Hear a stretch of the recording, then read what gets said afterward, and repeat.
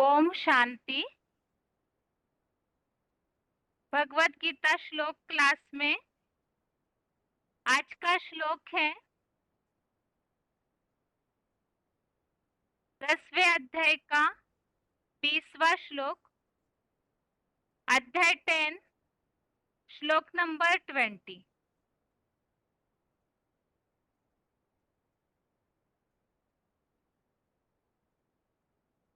श्लोक है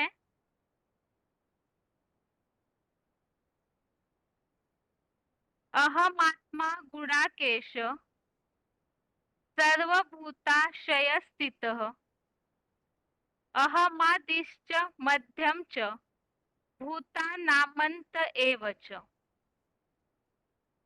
श्लोक दोबारा। अहमात्मा गुणाकेश सर्वभूताशय स्थितः अहमादिश्च मध्यम च भूतानामंत एव च। श्लोक का संधि विच्छेद है अहम आत्मा गुणाकेश सर्वभूताशय स्थितः अहम आदि च मध्यम च भूतानाम अंतः एव च। संधि विच्छेद दोबारा। अहम आत्मा गुणाकेश सर्वभूताशय स्थितः अहम आदि च मध्यम च भूतानाम अंतः एव च।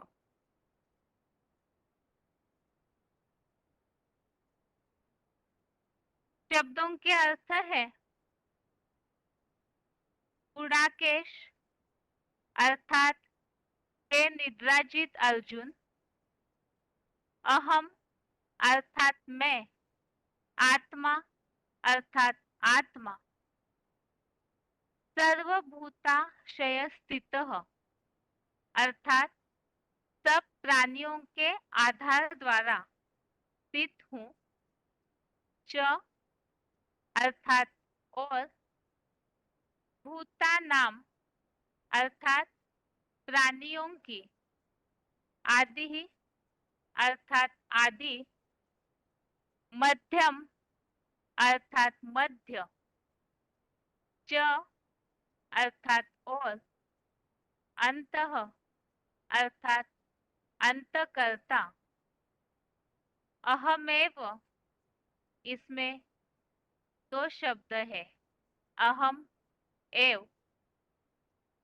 अहम अर्थात मैं हूँ और एव अर्थात ही। अहमेव अर्थात मैं ही हूँ। शब्दों के अर्थ दोबारा। गुणाकेश अर्थात हे निद्राजित अर्जुन, अहम अर्थात मैं, आत्मा अर्थात आत्मा, सर्वभूताशय स्थितः अर्थात सब प्राणियों के आधार द्वारा स्थित हूँ, च अर्थात और, भूतानाम अर्थात प्राणियों की, आदि अर्थात आदि, मध्यम अर्थात मध्य, च अर्थात और, अंतः अर्थात अंतकर्ता। अहमेव इसमें दो शब्द है, अहम एव। अहम अर्थात मैं हूँ एव अर्थात ही, अहमेव अर्थात मैं ही हूँ। श्लोक का अर्थ है,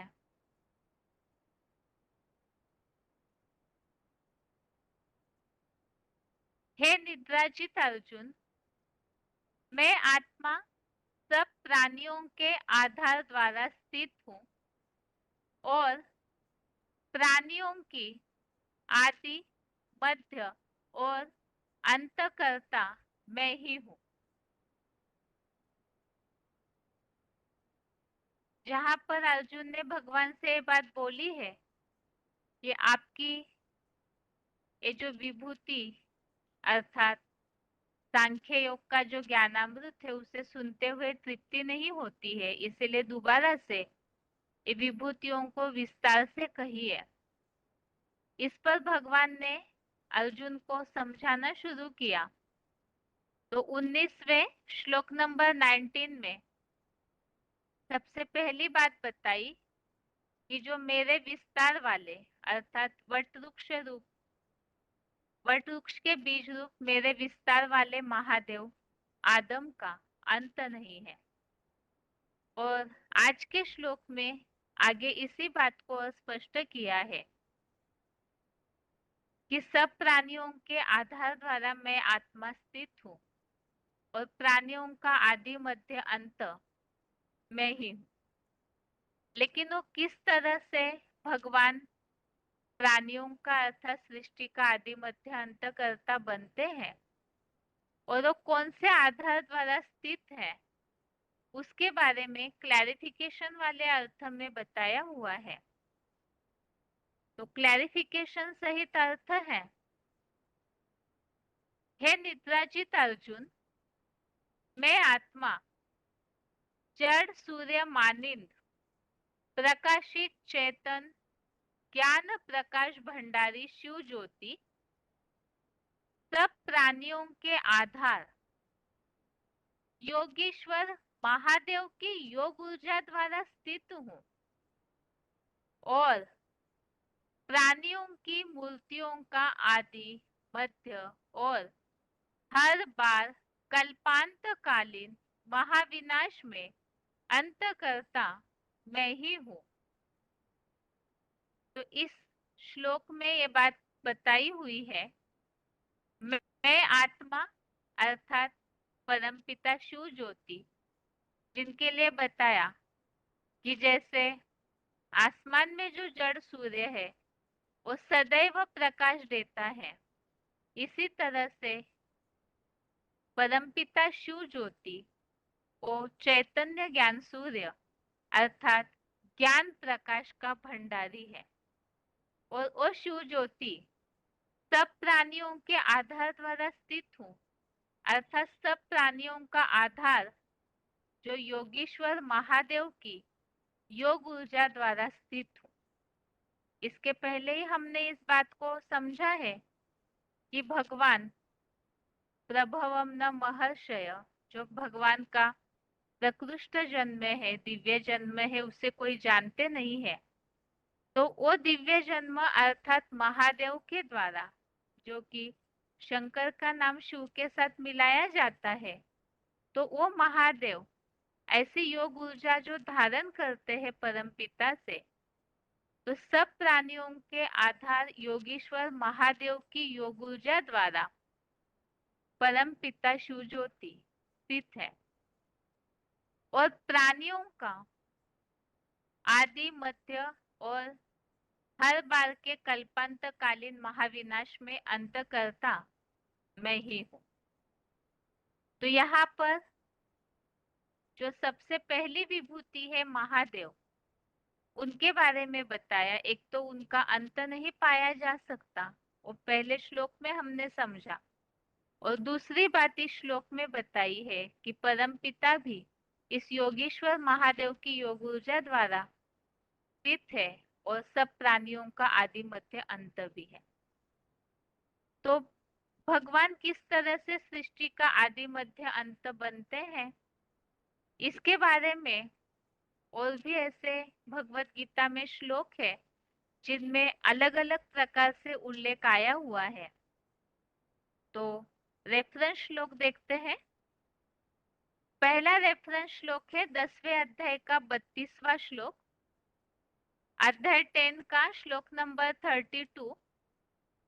इसमें बताया है सारी सृष्टियों का आदि आदिदेव, मध्य इस्लामियों का आदम और अंत महाकाल मैं ही हूं। आगे है अगला श्लोक,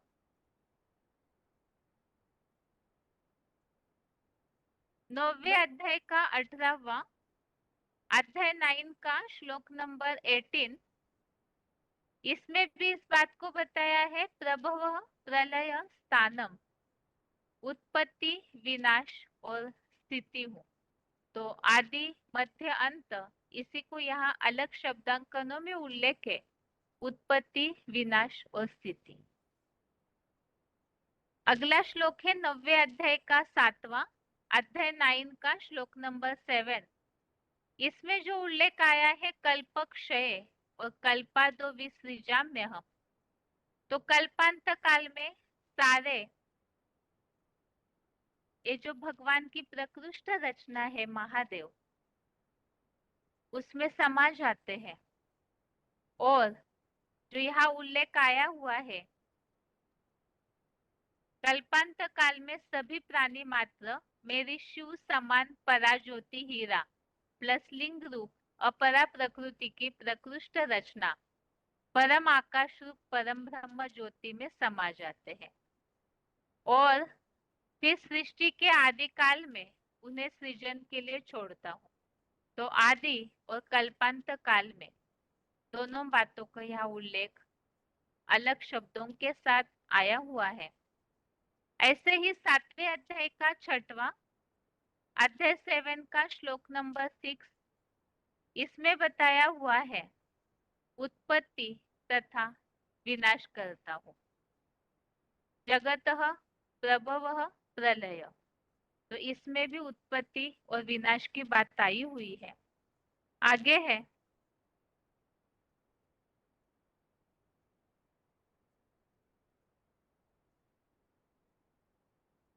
13वें अध्याय का 16वां श्लोक, अध्याय 13 का श्लोक number 16।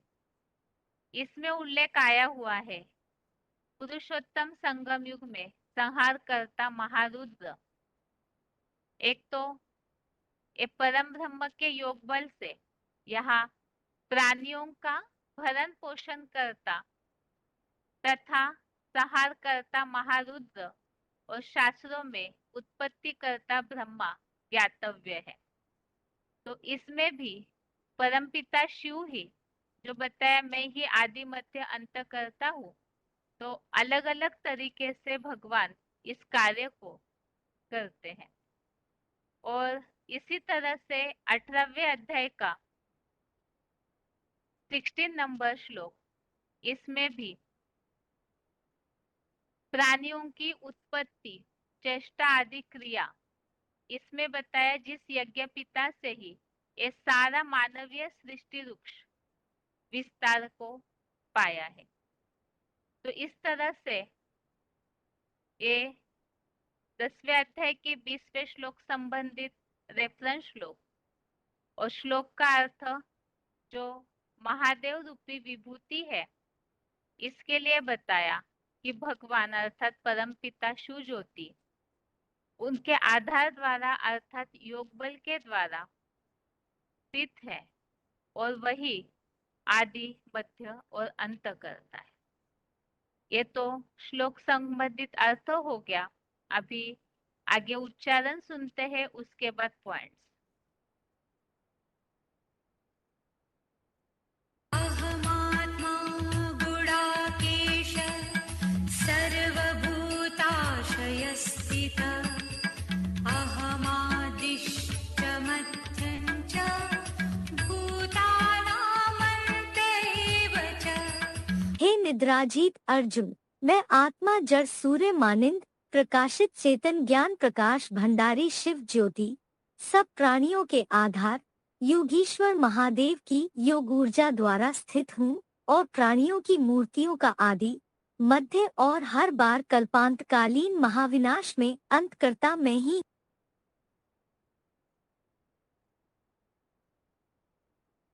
अहमात्मा Gudakesh सर्वभूताशयस्थितः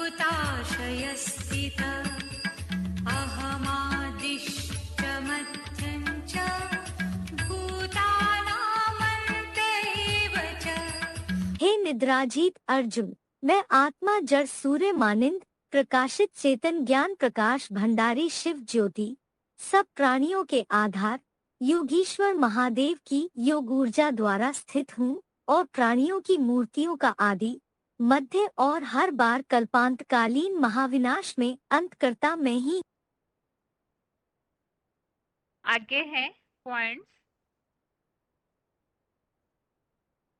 VCD number 2376, VCD number 2376, 54 minute 54 minutes के बाद से लिया हुआ पॉइंट है। जड़ सूर्य मानिंद प्रकाशित चेतन ज्ञान प्रकाश भंडारी शिव ज्योति। जबकि जो असल में ज्ञान सूर्य है चैतन्य, जड़ सूर्य की बात नहीं, जो सदा ज्ञान सूर्य है कौन है? सदा रोशनी वाला,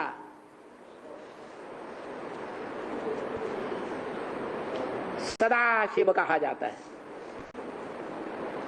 सदा शंकर नहीं कहा जाता। क्या कहते? सदा शिव। वो सदा शिव जब इस षष्ठी पर आता है तो उस सदा शिव को जो फॉलो करने वाले बच्चे हैं वो बच्चे सूर्यवंशी बच्चे कहे जाते हैं। हैं? हाँ, सूर्यवंशी बच्चे हैं। वो सूर्यवंशी बच्चे जानते हैं कि इस सृष्टि रूपी रंगमंच पर पार्ट बजाने वाली आत्माओं के बीच कौन सी आत्मा परे ते परे स्टेज में रहने वाली है। आत्मा रूपी सितारे के रूप में जो सदा ज्ञान की रोशनी से भरपूर रहती है, कभी रोशनी से हीन नहीं होती। वो कौन है?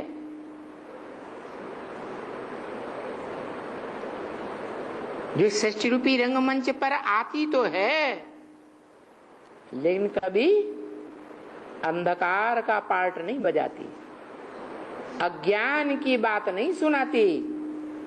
क्या ज्ञान की रोशनी ही देती है या अंधेरा कायम रहेगा? अंधेरा कायम रखवाती है? कौन है? अरे शिव, सदा शिव। वो सदा शिव इस सृष्टि पर आता है तो असल में जो पार्ट बजाता है, जिस युग में पार्ट बजाता है उस युग में सदा ज्ञान सूर्य है कि कभी ज्ञान से रहित पार्ट बजाता है, अज्ञानता का पार्ट बजाता है नहीं। अगला पॉइंट है VCD number 2224, VCD number 2224, 13 minute 13 minutes के बाद से लिया हुआ पॉइंट है। योगीश्वर महादेव की योग ऊर्जा द्वारा स्थित हूँ।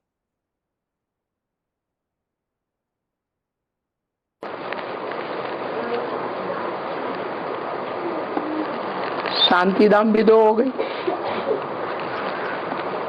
कौन कौन से हैं?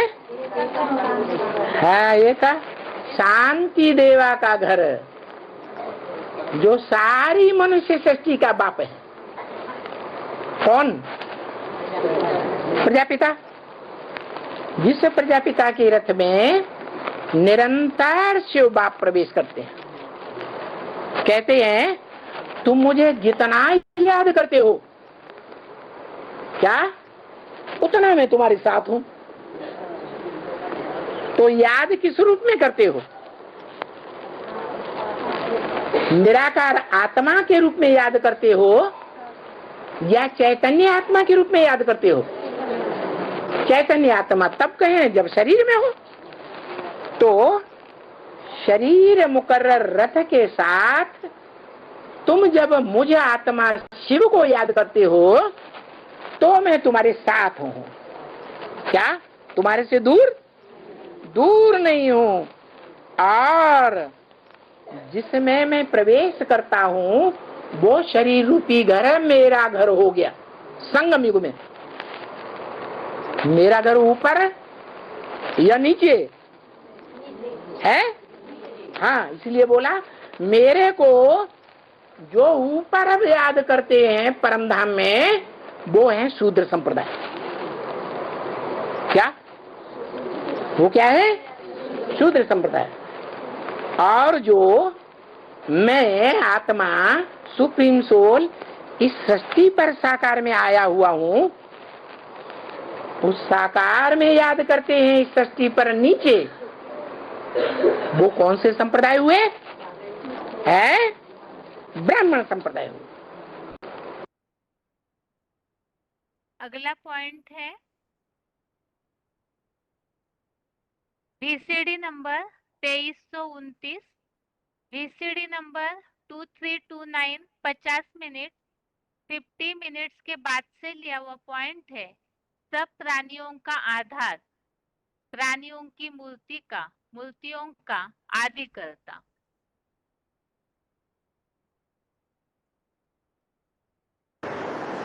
महाविनाश के समय जब सारे मनुष्य सृष्टि रूपी वृक्ष का अंत होगा, आग लगेगी, तो 500-700 करोड़ मनुष्य आत्माएं नंबरवार अपना शरीर छोड़ छोड़ करके बिंदु बिंदु आत्माएं दिखाई गई हैं। किस तरफ जा रही हैं? शंकर की ओर जा रही है, जो सूक्ष्म स्टेज में भी है, अव्यक्त स्टेज में भी है। स्थूल शरीर नहीं दिखाया गया है और साकार भी है।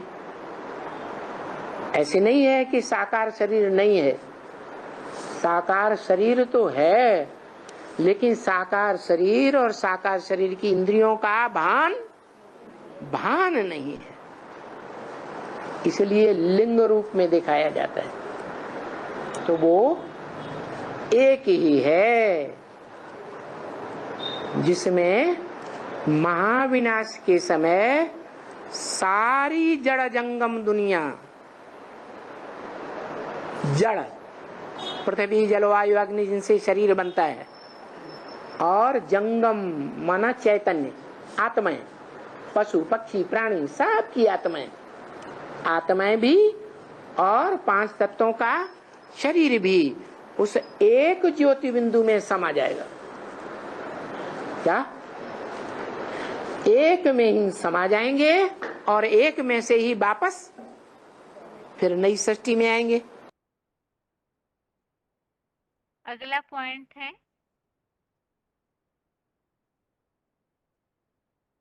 VCD number 454, VCD number 454 42 minute 42 minutes के बाद से लिया हुआ पॉइंट है। प्राणियों की मूर्तियों का महाविनाश में अंत करता।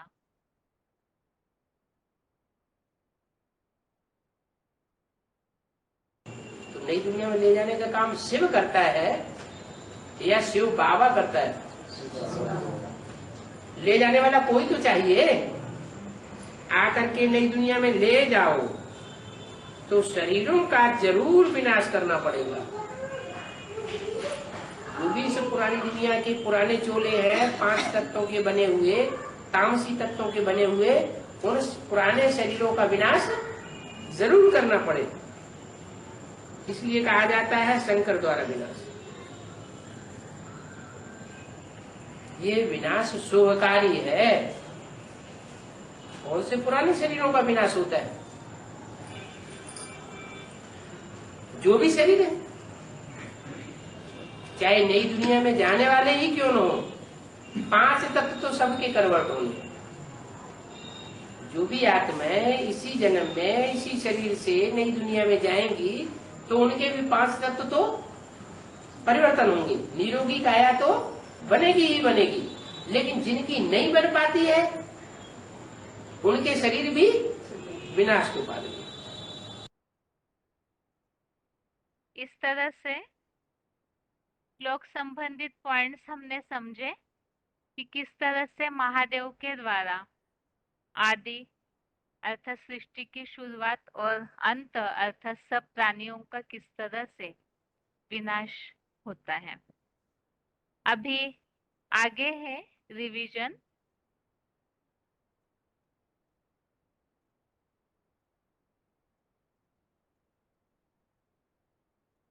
रिवीजन के लिए श्लोक नंबर है पहले अध्याय का 17वें श्लोक से 19वें श्लोक तक, फर्स्ट अध्याय श्लोक नंबर 17 से 19 तक, और 10वें अध्याय का 20वां अध्याय 10 का श्लोक नंबर 20।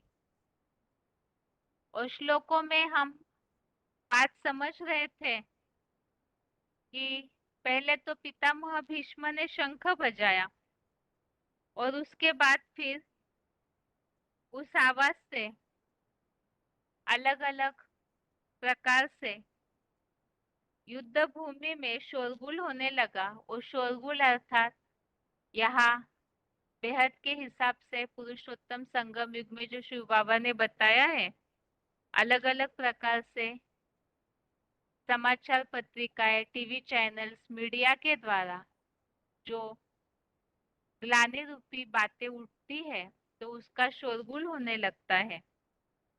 तो उस समय जो अर्जुन के रथ पर सवार अर्थात जो सारथी बने हैं परमपिता शिव, तो उन्होंने अर्थात ऋषिकेश और अर्जुन ने ईश्वरीय वाणी का मुख रूपी शंख बजाया।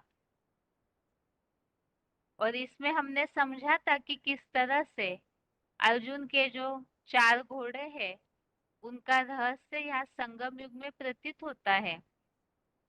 और उसके बाद फिर 5 पांडवों ने शंख ध्वनि करना शुरू किया और अलग अलग प्रकार से वो शंखों के नाम हमने पिछले श्लोक में देखे हैं।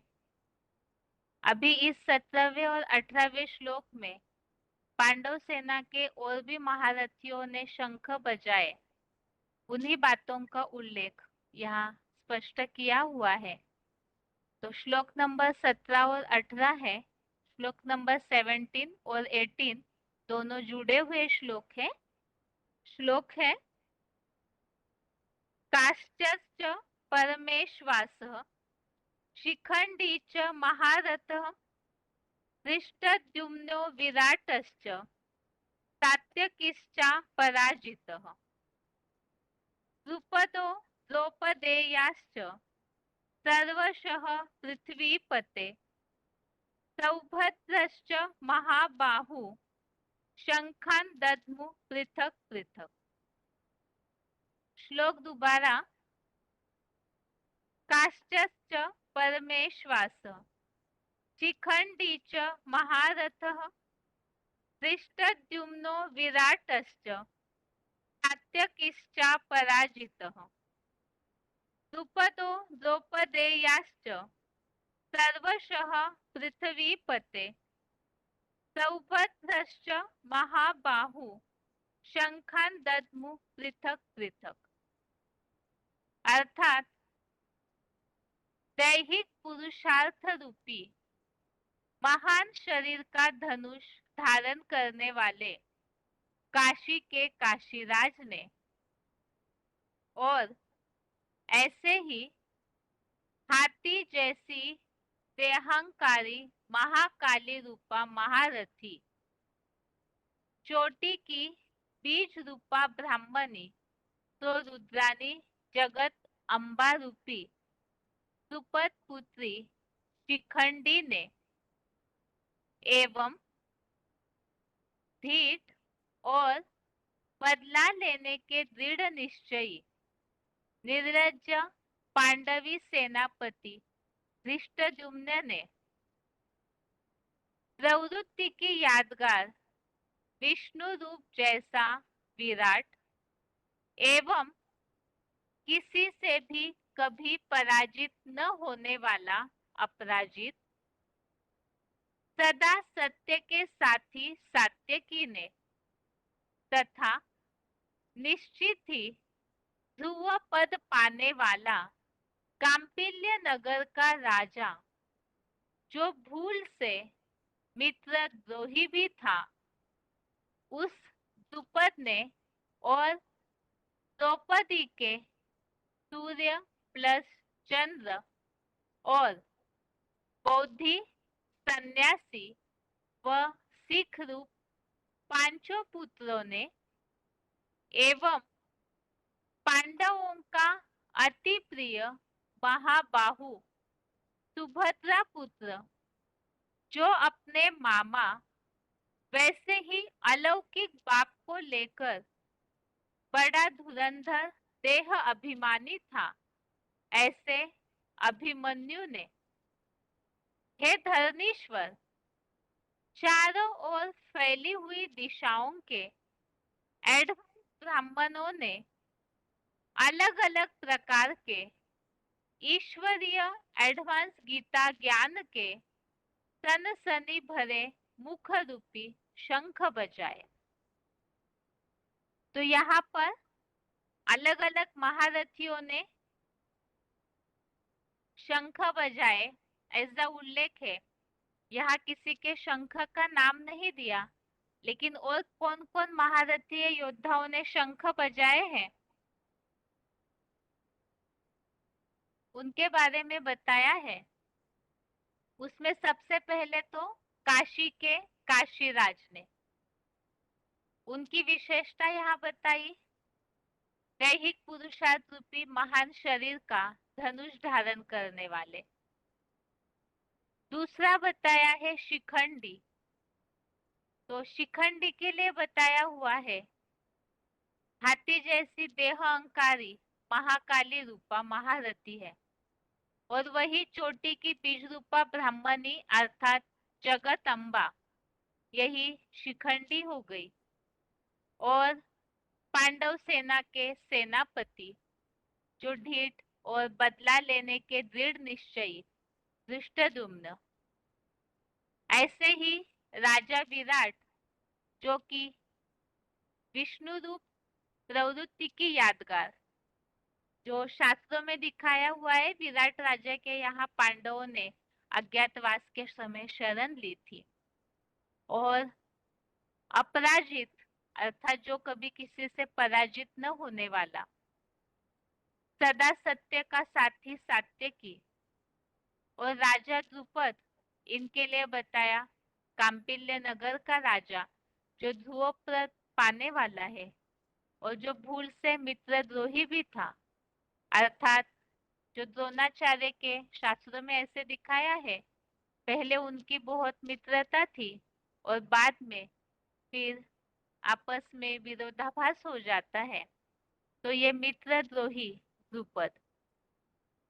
और द्रौपदी के पांचों पुत्र, तो उनके लिए बताया, जो यहाँ एडवांस कोर्स के हिसाब से जो शिव बाबा ने स्पष्टीकरण दिया हुआ है।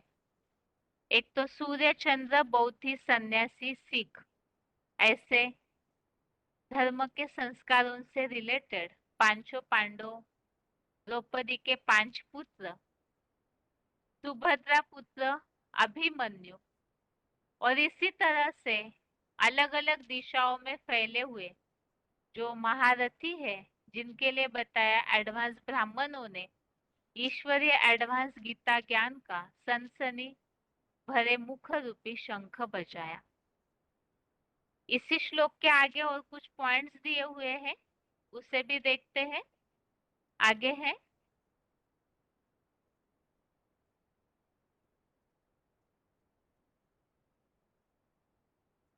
इसमें भी महारथियों के शंखों के बारे में मुरली पॉइंट दिया हुआ है। मुरली तारीख है 8 सितंबर 1964। साकार मुरली डेट 8 सितंबर 1964। बड़ी बड़ी अच्छी अच्छी शंख ध्वनि कौन करे?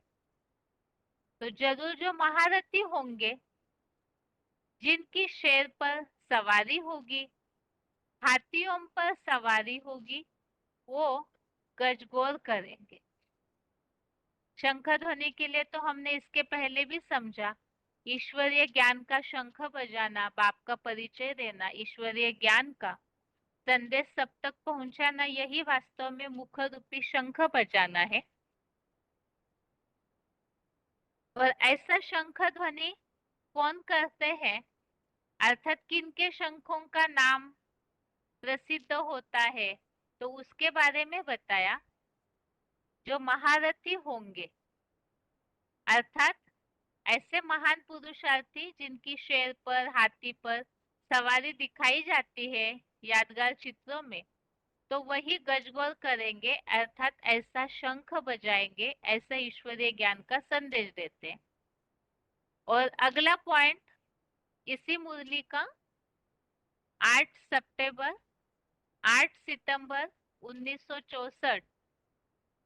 मुरली डेट 8 सितंबर 1964। पाप बना रहे हैं हमको फिर तो श्रेष्ठाचारी, तो तुम भी ऐसे शंख ध्वनि करो।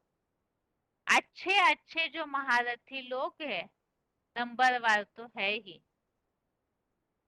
और इसके अलावा जो श्लोक में अलग अलग महारथियों का उल्लेख आया हुआ है, तो उसमें से पहले तो है धृष्टद्युम्न, जिनके लिए बताया वो भी कांपिल्य नगर के ज्ञान यज्ञ कुंड से पैदा होता है।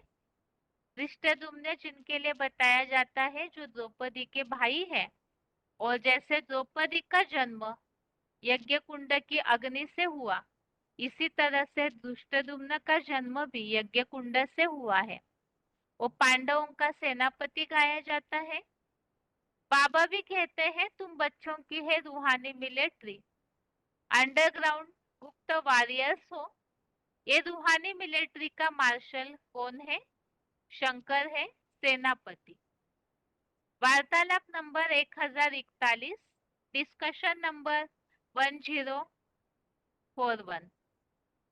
अर्थात रूहानी सेना का सेनापति शंकर को दिखाया जाता है, रूहानी मिलिट्री का मार्शल, और महाभारत युद्ध में उन्हीं को ही धृष्टद्युम्न के रूप में दिखाया है। अगला पॉइंट है वार्तालाप number 1445, discussion number 1445। Vishnu Virat, Vishnu के लिए बोला है, विष्णु ही विराट रूप धारण करता है। तो विराट राजा के बारे में तो हमने इसके पिछले श्लोकों में क्लिप सुना ही था कि विराट राजा जो विराट रूप धारण करता है, अर्थात वैष्णवी शक्ति जो आने पर ही विराट रूप के द्वारा इस कार्य की प्रत्यक्षता होती है, तो वही विष्णु ही विराट रूप है। और शिखंडी का उल्लेख भी आया हुआ है श्लोक में, जो महारथी के रूप में। तो वार्तालाप number 1789, discussion number 1789। Shikhandi part किसका है? जगदम्बा का पार्ट है। तो जो जगदम्बा है वो बाण चलाती है या नहीं चलाती है? ज्ञान बाण चलाती है। और वो बाण चलाने में किसके इशारे पर काम करती है? कन्याओं के द्वारा बाण मरवाए। बाण किसको मरवाए? बड़े बड़े ऋषि मुनियों, सन्यासियों को, भीष्म पितामह जैसे सन्यासियों को बाण मरवाए। तो जो बाण मारने का काम है वो छोटी छोटी कन्याओं का है, इसीलिए जगदम्बा की छोटी मूर्ति बनाते हैं और यादगार मंदिर भी छोटा बनाते हैं।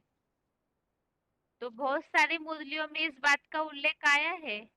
जगदम्बा जो पुरुषार्थी जीवन में जब बहुत छोटी कन्या थी, तभी उन्होंने जाकर के गुलजार दादी को एडवांस ज्ञान के बारे में बताया था। तो इसी की यादगार में यहाँ जैसे इस बात का उल्लेख किया हुआ है कि छोटी छोटी कन्याएं जो है वो बड़े बड़े भीष्म पितामह को बाण मारती है। ये तो हो गए श्लोक संबंधित पॉइंट्स हमने समझे। अभी आगे मुरलियों में आए हुए पॉइंट्स के द्वारा अर्थात बीसीडी पॉइंट्स के द्वारा और भी बातों को समझते हैं। आगे है पॉइंट्स। धृष्टद्युम्न वार्तालाप नंबर 1041 1 घंटा के बाद लिया हुआ पॉइंट है। डिस्कशन नंबर 1041 1 आवर के बाद लिया हुआ पॉइंट।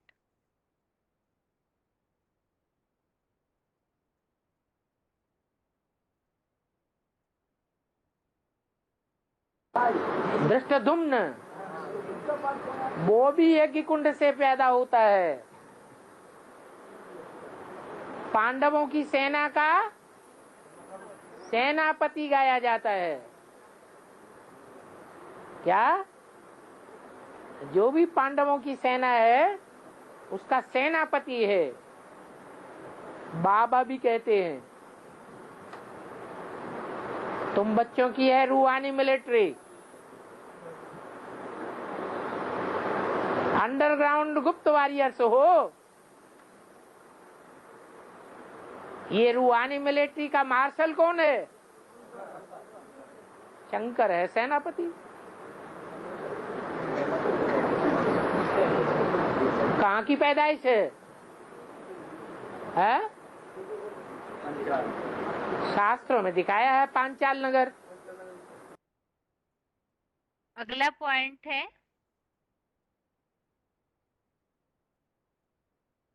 जो श्लोक में उल्लेख आया है, चारों दिशाओं में फैले हुए जो एडवांस ब्राह्मण है उन्होंने एडवांस गीता ज्ञान का शंख बजाया। तो इसी बात का उल्लेख सभी ने अलग अलग शंख बजाए। वार्तालाप number 1046 discussion number 1046 19 minute 19 minutes के बाद से लिया हुआ पॉइंट।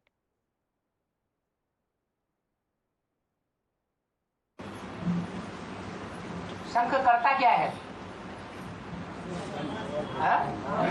आवाज करता है। ये क्या करता है? ये शंख है।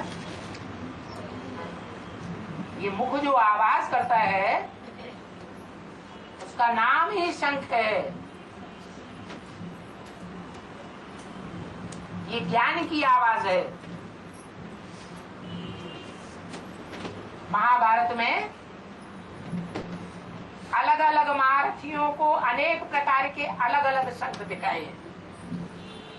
इसका मतलब है कि एक ही प्रकार का सब ज्ञान सुनाते हैं या अलग अलग प्रकार का ज्ञान सुनाते हैं? अलग अलग प्रकार का ज्ञान सुनाते हैं। तो जैसा जैसा जिसने ज्ञान सुनाया वैसा वैसा उनके शंख का नाम रख दिया।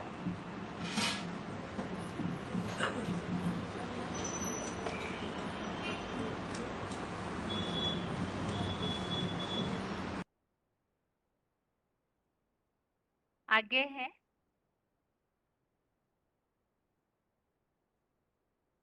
शंखनाद जब सब करते हैं उसके बाद फिर महाभारत युद्ध की शुरुआत होती है। तो इसी संबंधित पॉइंट है वार्तालाप number 525 discussion number 525 10 minute 10 minutes के बाद से लिया हुआ पॉइंट।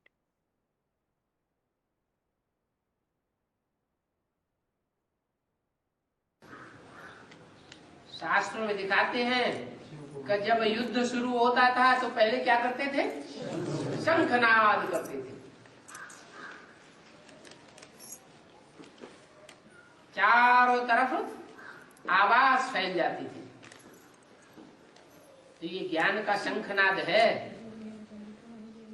ब्राह्मणों की दुनिया में। अभी एडवांस ज्ञान का शंखनाद चारों ओर गूंज गया कि नहीं गूंज गया? गूंज गया। थोड़ा बहुत रहा होगा, वो भी गूंज जाएगा। ज्ञान पूरा हुआ, पढ़ाई पूरी हुई, फिर क्या होता है? लड़ाई शुरू होती। आगे है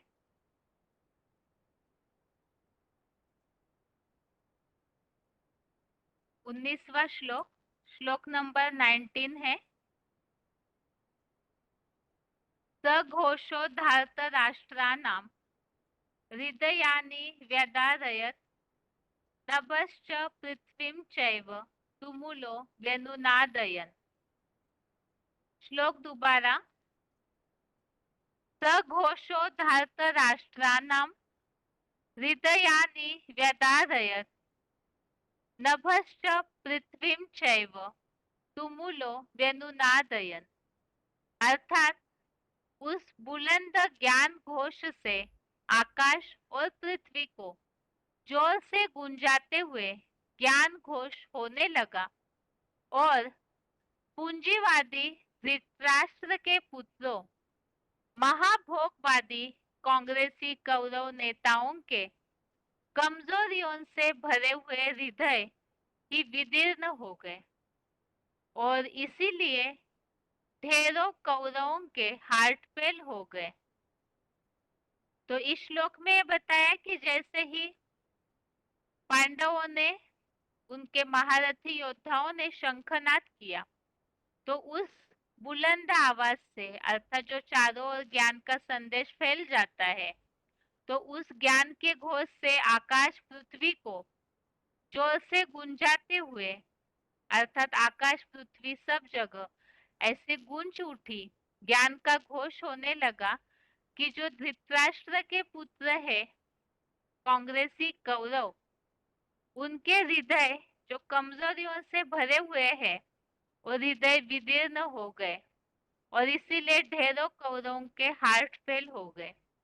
अर्थात जब ईश्वरीय ज्ञान का संदेश चारों ओर फैलने लगता है, तो कौरवों के हृदय विदीर्ण हो गए और बहुतों का, जो बताया, हार्ट फेल भी होने लगा, क्योंकि बाप का प्रत्यक्षता का शंख है और इस बात से ही उनके कमजोरियों से भरे हुए हृदय विदीर्ण हो गए। तो यहाँ जो उल्लेख आया है श्लोक में, आकाश और पृथ्वी को जोर से गुंजाते हुए, इसी बात के लिए नीचे स्पष्टीकरण दिया है। आकाशवाणी केंद्र और वेबसाइट्स और पृथ्वी अर्थात radios, tape records, TVs, loud speakers आदि का पृथ्वी में फैला वाद्य घोष।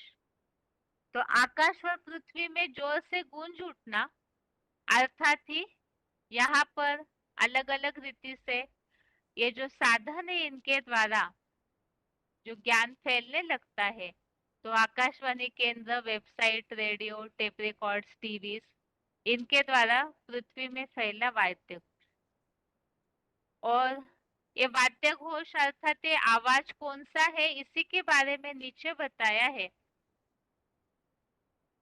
मुरली तारीख है 9 मई 1973, मुरली डेट 9 मई 1973। सच जब निकलता है तो झूठ सामना करते हैं। तुम पांडव किसको सच बताते हो तो कौरवों को जैसे मिर्ची ही लगती है। अर्थात ही जब पांडवों ने सत्य बाप की पहचान का शंख बजाया, अर्थात सच जब निकलने लगता है, तो झूठ कौरव संप्रदाय वालों के हृदय विदीर्ण हो गए, सामना करते हैं और झूठ को जैसे कि मिर्ची लगती है। अभी इसी संबंधित आगे पॉइंट्स।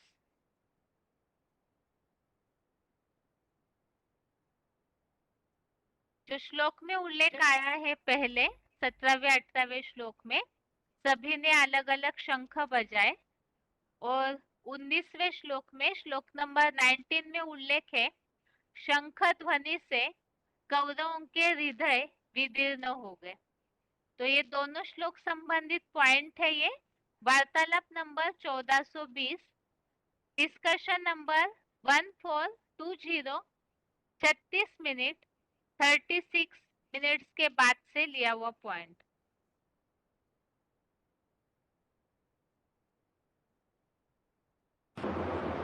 बाबा, ये पांडवों के पास जो 5 पांडव थे, उन लोगों के पास जो 5 शंख दिखाते हैं, 5 शंख अलग अलग शंख के नाम है, तो उनका बेहद में क्या है? ये मुख क्या है? शंख है। जब आवाज मुख से निकलती है तो शंख की तरह चारों तरफ ध्वनि होती है कि जिस तरफ मुख है उसी तरफ ध्वनि जाती है, चारों ओर जाती है। तो ये मुख रूपी शंख दिखाए गए हैं गीता में। क्या कि पांडवों ने और कौरवों ने और भीष्म पितामह ने और श्री कृष्ण ने अपने अपने शंख बजाए। जो मुख में से आवाज निकलती है वो ज्ञान शंख है। एक ही प्रकार की आवाज करते हैं या आवाजें अलग अलग प्रकार की होती हैं? एक प्रकार का ज्ञान सुनाने वाले होते हैं या अलग अलग प्रकार का ज्ञान सुनाते हैं? अलग अलग प्रकार का ज्ञान सुनाते हैं। तो न शंखों के नाम दे दिए हैं। वो जड़ शंख हैं या चैतन्य शंख हैं? है? कैसे शंख हैं? अरे हैं? चैतन्य शंख हैं। और छोटी मम्मी की शंख क्या है? छोटी मम्मी जो शंख बजाएगी वो कौन सी का? छोटी मम्मी को किस ग्रुप में कहेंगे? कौरव संप्रदाय में कहेंगे या पांडव संप्रदाय में कहेंगे? और छोटी मम्मी जो है वो फीमेल का पार्ट बजाने वाली है या मेल का पार्ट बजाने वाली है? फीमेल का पार्ट बजाने वाली है। जो फीमेल पार्टधारी होते हैं उनको युद्ध में दिखाया जाता है या मेल पार्टधारियों को युद्ध में दिखाया जाता है? तो महाभारत में कुंती को दिखाया गया है। कौन सा संप्रदाय थी? पांडव संप्रदाय थी या कौरव संप्रदाय थी? तो पांडव संप्रदाय। तो वो शंख बजाएगी है? वो ऐसा शंख है जो युद्ध भूमि में पहले पहले बजाया जाता है। कहते हैं गीता में लिखा हुआ है कि पांडवों ने जो शंख बजाया अथवा श्री कृष्ण ने जो शंख बजाया, उसने शंखों की आवाज से कौरवों के हृदय विदीर्ण हो गए। तो ये प्रैक्टिकल अभी की बातें हैं या द्वापर युग की बातें हैं? अभी अभी जो ज्ञान के शंख बजाए जा रहे हैं पांडव संप्रदाय के द्वारा, उन ज्ञान के शंखों की ध्वनि को, भयंकर ध्वनि को सुन करके उनके हृदय विदीर्ण हो रहे हैं, हृदय फट रहे हैं। उन शंखों की आवाज का जवाब उनके पास नहीं है। अगला पॉइंट है, शंख ध्वनि से दिशाएं दहल उठी। वार्तालाप number 1568, discussion number 1568, 50 minute 50 minutes के बाद से लिया हुआ पॉइंट।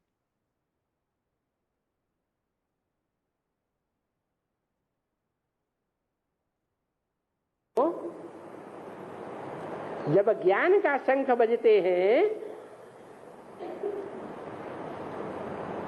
दिखाते हैं गीता में, महाभारत में बड़े बड़े महारथियों ने शंखनाद किया तो दिशाएं दहल उठी, युद्ध का वातावरण बन गया। अभी युद्ध का वातावरण दिखाई दे रहा है या शांति का वातावरण है? अभी शांति का वातावरण है। अभी महाभारत युद्ध सामने जरूर खड़ा है, लेकिन युद्ध की भेरियां अभी नहीं बजी हैं। भगवान प्रत्यक्ष होगा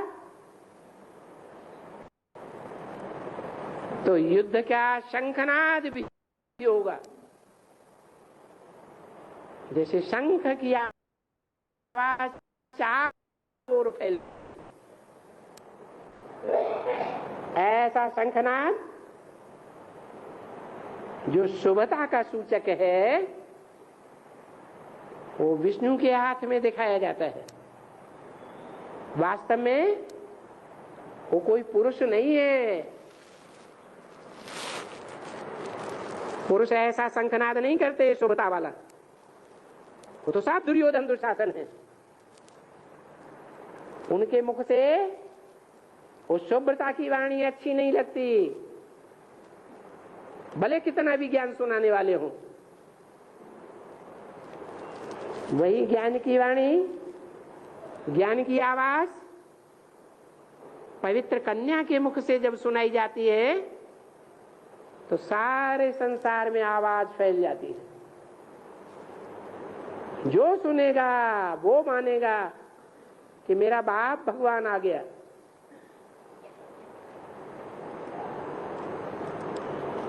तो वैष्णवी देवी है जो शंखनाद करती है। इस तरह से ये रिवीजन के श्लोक संबंधित पॉइंट्स हो गए और अभी आगे है आज का श्लोक।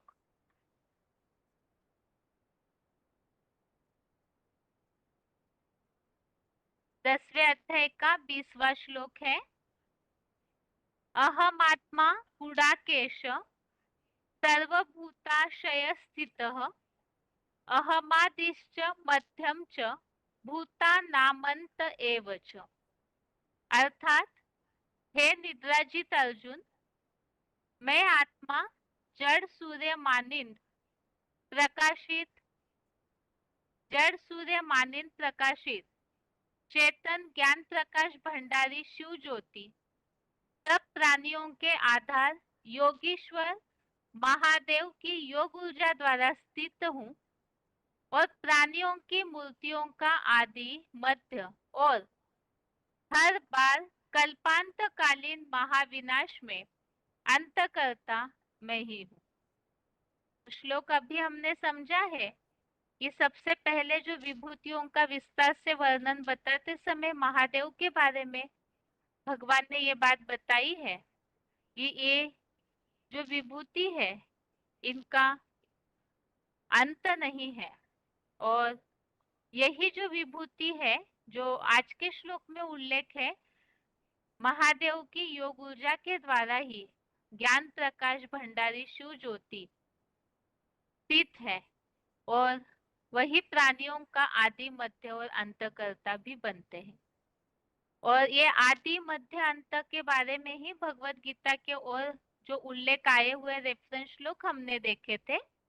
एक तो 10वें अध्याय का 32वां, अध्याय 10 का श्लोक नंबर 32 आगे है।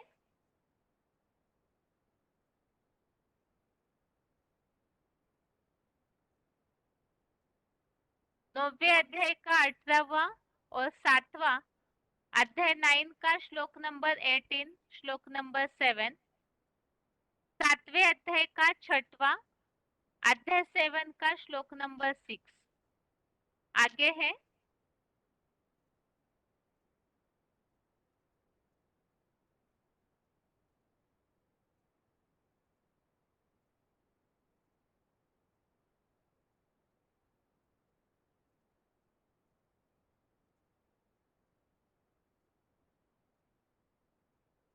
13वें अध्याय का 16वां, अध्याय 13 का 16 और 18वें अध्याय का 46वां। तो इस तरह से 10वें अध्याय का 20वां श्लोक और साथ में पहले अध्याय का रिवीजन हमने समझा है।